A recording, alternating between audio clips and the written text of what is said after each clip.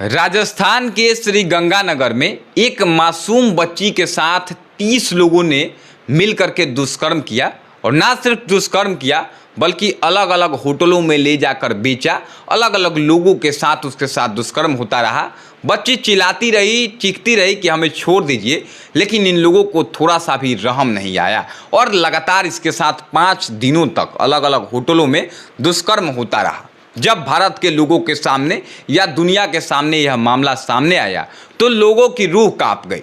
लेकिन आपको पता होगा कि भारत में रेप करने वालों को जो सज़ा है वह बहुत होने में लेट हो जाता है और इसी चीज़ के वजह से भारत में रेप की घटनाएं बहुत ज़्यादा होती है। आपको पता नहीं होगा, शायद 16 से 18 मिनट के अंदर भारत में एक रेप हो जाता है।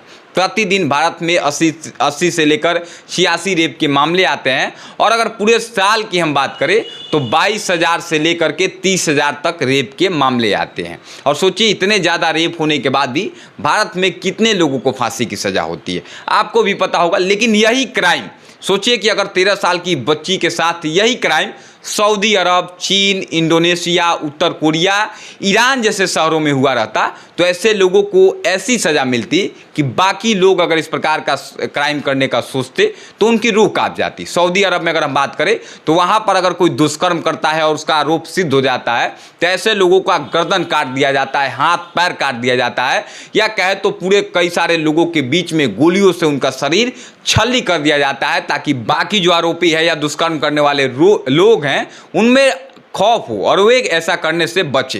इसके बाद अगर चीन की बात करें तो वहाँ भी कुछ इस प्रकार का ही सजा है। लोगों के बीच में ऐसे लोगों को फांसी पर लटका दिया जाता है या कहे तो गोलियों से भुनवा दिया जाता है ताकि बाकी लोगों में खौफ हो। ईरान में भी कुछ इस प्रकार की सजा है। इंडोनेशिया में अगर हम बात करें तो वहाँ पर तो रेप करने वाले को नपुंसक करवा देती है सरकार जो है, और नपुंसक करने के बाद ऐसे लोगों को मौत की सजा और बहुत जल्द, मतलब घटना करने के बाद, आरोप सिद्ध होने के बाद बहुत कम समय में ही ऐसे लोगों को सजा दिया जाता है। और सोचिए, इसी वजह से इन देशों में रेप की घटनाएं जो है बहुत कम होती है। लेकिन अगर भारत में अगर हम बात करें तो 13 साल की मासूम बच्ची के साथ रेप हुआ। सोचिए कि एक रिक्शा वाला इतनी घृणा मानसिकता का कैसे हो सकता है कि एक बच्ची विश्वास करके उसके रिक्शा पर बैठी और वह ले जाकर के होटल में ले जाकर मैनेजर को बेच देता है।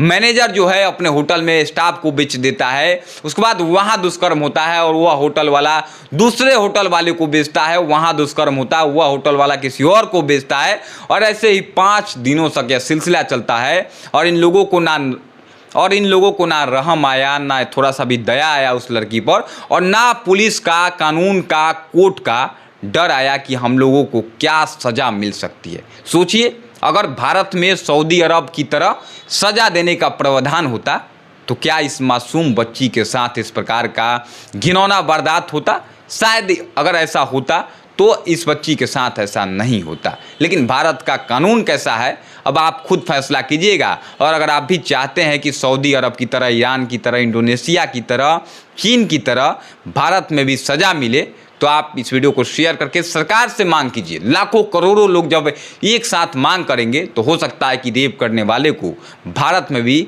उसी प्रकार की सज़ा मिले जिस प्रकार सऊदी अरब में मिलता है, बाकी देशों में मिलता है। बाकी बहुत बहुत धन्यवाद। जय हिंद।